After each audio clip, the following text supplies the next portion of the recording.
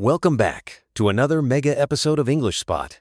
I'm Aryan, and today we are not just doing a podcast, we are doing a complete survival guide. If you've ever felt your heart racing or your throat going dry before an interview, this episode is specifically for you. Hi everyone, I'm Meera. Aryan, I'm so excited about today because we are going deep. Usually, people give 2-minute tips, but today we are spending the next 15 minutes breaking down every single brick of the interview process. We want our English Spot family to be the most confident people in the room. Exactly, Meera. You know, English is just a language, but communication is an art. Especially when you are targeting a job in the USA or a global firm. They aren't just looking for someone who speaks English. They are looking for a cultural fit. They want to know if you can handle their clients, their pressure, and their coffee break small talk. That's a great point. So let's start with the very first stage, the entrance and the mindset.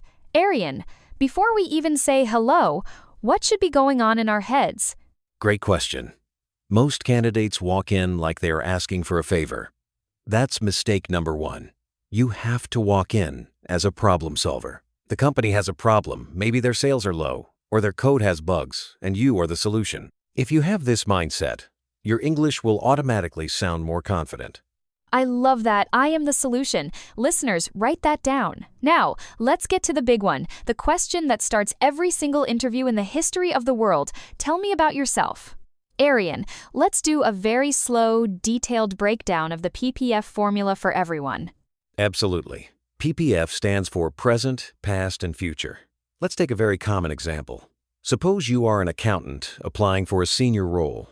Okay, I'll be the candidate. How do I start the present part without it sounding like a boring list? You start with your impact.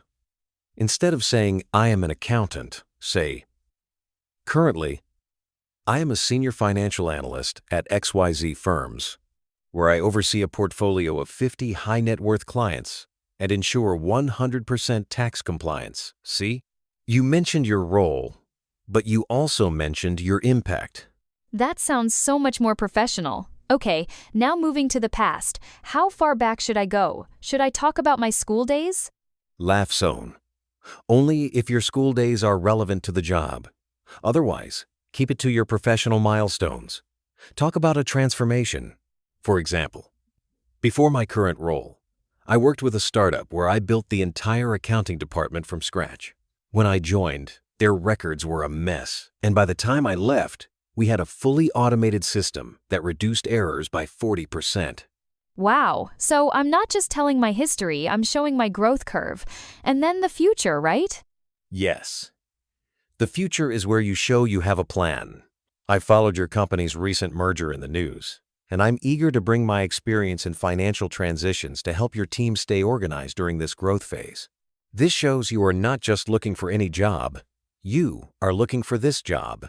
Aryan, that was a detailed answer right there. If our listeners practice that, they've already won half the battle. But let's talk about the stress questions now. Things like, why should we hire you? This one always feels like a trap. It's only a trap if you don't have a value proposition. Meera, let's teach them the mirroring technique. Look at the job description. If they want someone fast-paced and detail-oriented, use those exact words in your answer. Say, you mentioned that you need someone who can thrive in a fast-paced environment while maintaining a sharp eye for detail. In my previous roles, I've consistently delivered high-quality work under tight deadlines, which makes me a perfect fit for this specific team. That is genius. You are literally giving them back exactly what they asked for. It's like a puzzle piece fitting perfectly. Exactly. Now, Meera, let's talk about something we haven't covered before. Body language in a virtual interview. Since many of our English Spot listeners are applying for remote jobs in the USA, they will be on Zoom or Google Meet. Oh, that's so important. I see people looking at their own faces on the screen instead of the camera. Right. Rule number one, look at the green light of the camera, not the person's eyes on the screen. It feels strange to you, but to the recruiter, it looks like you are making direct eye contact. And eye contact in the USA is a symbol of trust. And what about hand gestures? Should we keep our hands still? No, use them, but keep them within the frame of the camera. Using your hands shows energy and passion. If you sit like a statue, You sound like a robot. Good tip. Let's move to the vocabulary laboratory. We need at least 20 powerful words and idioms for a long masterclass like this. Let's go, Aryan. I'll give the scenario. You give the English spot power word. Let's do it. Ready when you are. Okay, scenario 1. You are talking about a project you started and finished. Use the word spearheaded. Example, I spearheaded the transition to a new CRM system. It sounds much stronger than I started. Scenario 2. You are talking about how you can adapt to new things easily. Use versatile or agile. Example, I pride myself on being a versatile professional who can pivot according to project needs. Scenario 3. You are talking about working well with a team. Use collaborative synergy. Example, I enjoy creating collaborative synergy within the team to ensure we meet our collective goals. Scenario 4.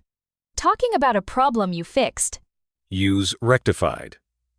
Example, I identified a gap in the workflow and rectified it immediately, saving the team 5 hours a week. And 5 more quick ones? Sure. Streamlined instead of simplified, quantifiable instead of measurable, leverage instead of use, consensus instead of agreement, and paradigm shift when talking about a big change in the industry. Aryan, just using these words makes me feel more expensive. Laughs. That's the goal, Meera. You want to sound high value. Now, let's tackle the salary question. This is where many candidates lose their confidence. What are your salary expectations? Oh, I hate this one. If I say too much, I might lose the job. If I say too little, I lose money. What is the English spot strategy? First, never give a single number. Give a range. Second, do your research on websites like Glassdoor for USA-based salaries. And third, use this phrase. Based on my research for this role in the current market and the value I bring with my experience, I am looking for something in the range of $60,000 to $70,000. However, I am open to discussing the total compensation package, including benefits. Total compensation package. That sounds very professional. It shows you care about the whole deal, not just the cash. Exactly. Now, Meera, we are approaching the final part of our masterclass. Let's talk about the post-interview etiquette. The thank you note. Within 12 hours, send a short, professional email. Say, "Thank you for your time today. I particularly enjoyed our conversation about our future projects. I am even more excited about the possibility of joining your team." That small step puts you at the top of their mind. Aryan, this has been such a deep dive. I hope our listeners are taking notes. Success is not about being perfect, it's about being prepared. It was. And listeners, remember, the bridge to your dream career is built with the words you choose. Don't just watch this video once. Play it in your car. Play it while you're cooking. Let these words sink into your subconscious. And don't forget to visit our channel English Spot for more advice. If you want the full script of this podcast to practice, check the description below. I'm Aryan. And I'm Meera. Keep practicing, keep speaking, and we will see you at the next spot. Keep practicing, keep speaking, and we will see you at the next spot.